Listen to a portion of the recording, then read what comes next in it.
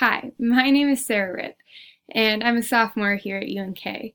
I graduated from Sumner Eddyville Miller High School in 2018 with my heart set on being an ag teacher. Since then, plans have changed, and I've decided to change my major to biology ed, focusing on grades 7 through 12. I've also added a coaching endorsement for basketball or track. At UNK, I'm involved in several different clubs and organizations. The first one is I'm an RA in Randall Hall. I'm also a DA for the Office of Residence Life here on campus, and I also sit on the RAB board for RAs representing Randall Hall.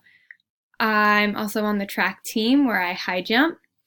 I'm part of the Thompson Scholars Learning Community as well as a newly inducted member into NRHH. I'm really excited for TE206 to see what skills I learn and what skills I can fine tune and see what I can take into my future classroom.